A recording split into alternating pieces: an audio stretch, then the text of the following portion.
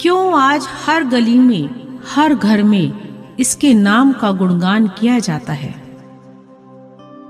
क्या है वो कहानी कि कोई भी भक्त जो हाथ उठाकर आता है, जयकारा लगाता है, उसके सभी दुख दूर हो जाते हैं।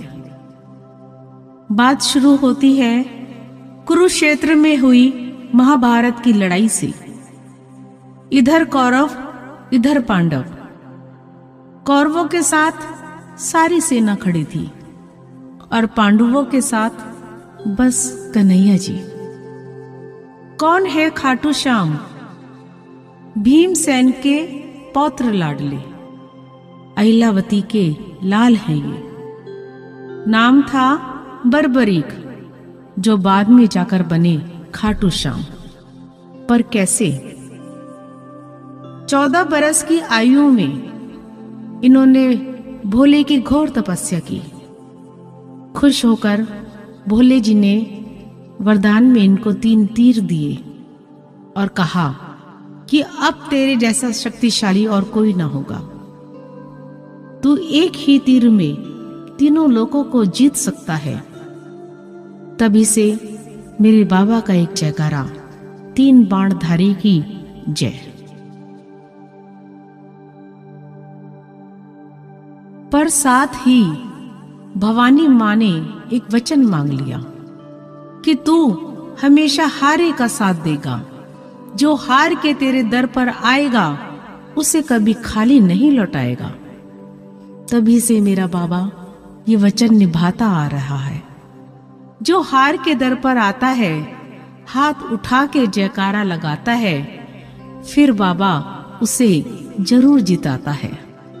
अगर आपका कोई भी काम किसी भी दरबार से पूरा ना हो रहा हो तो बस एक बार रिंगस से निशान उठाकर पैदल चलकर बाबा के दरबार में चढ़ा दीजिए। मेरा विश्वास है 1000% आपका काम जरूर होगा और साथ में ये मेरी गारंटी भी है। शक्ति मिलने के बाद बर्बरीक जी के मन में युद्ध को देखने की इच्छा आई। माता की आज्ञा लेकर चल पड़े युद्ध को देखने। ये छोटा सा बच्चा जिस घोड़े पर बैठकर युद्ध भूमि तक आया, उसका रंग था नीला और नाम था लीला। इसलिए बाबा को कहते हैं लीले के असवार की जय। जैसे जैसे घोड़ा दौड़ता जा रहा था, चारों दिशाएं कांपती जा रही थी। इधर कन्हैया जी को पता लग गया कि छोटा सा बच्चा युद्ध भूमि तक पहुंच गया है। और वो छलिया ये जानता था कि जिस पक्ष में मैं खड़ा हूं उसमें तो हार हो ही नहीं सकती। इसलिए कौरवों की तरफ से लड़ेगा और अपने ही कुल को मारेगा। बड़े छलिया थे वो। ब्राह्मण का वेश धरकर पहुंच गए। पहले तो पत्ते छेदन की परीक्षा ले डाली, साथ ही कह दिया कि ये युद्ध भूमि एक शीशदान मांगती है। मैं हूं, तुम हो, अर्जुन है। और मां ने तो यही सिखाया था कि कोई मांग के भले प्राण ले जाए पर किसी को खाली नहीं लौटाना है। उस छोटे से बच्चे ने झट से अपनी कटार खींची, अपना शीश उतारा और कन्हैया जी के चरणों में रख दिया। आप सोचकर देखिए, अगर आपके अपने माँ बाप आपसे आपकी एक उंगली मांगे तो क्या आप काट कर दे देंगे? इसलिए शीश के दानी का जयकारा जब भी लगता है, जहां भी लगता है, हाथ उठा के ही लगता है। शीश का दान देने के बाद बर्बरीक जी ने कन्हैया जी से कहा, मेरी युद्ध देखने की बहुत इच्छा है। कन्हैया जी ने वो शीश एक ऊंचे टीले पर विराजमान किया। 18 रोज महाभारत का युद्ध चला।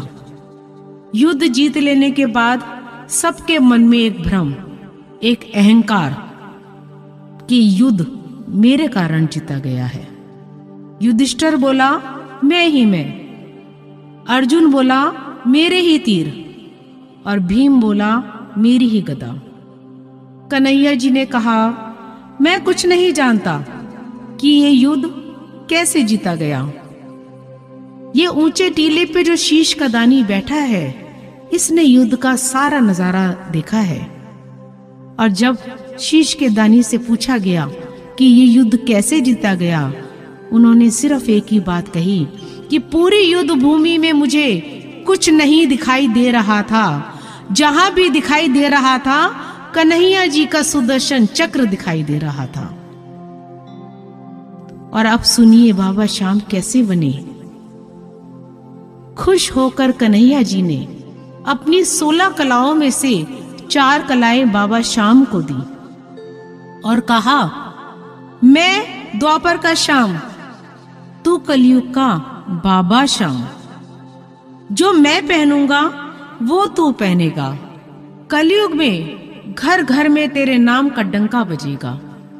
भक्तों के दुख बस तू ही दूर करेगा। कन्हैया जी के मुकुट में जो मोर पंख लग रहा था, उसकी छड़ी बना के बाबा के हाथ में दी और कहा, जहां भी तेरी मोर छड़ी घूमेगी, वहां की तो हवा भी इतनी शुद्ध हो जाएगी, भक्तों के दुख दर्द अपने आप दूर हो जाएंगे। मेरे बाबा की बस इतनी सी कहानी है, जिसने जीवन में करी बहुत बड़ी नादानी है। अगर वो भी हार के मेरे बाबा की शरण में आ जाता है, तो मेरा बाबा सब कुछ भूलकर बस उसका ही हो जाता है, उसका ही हो जाता है, उसका ही हो जाता है।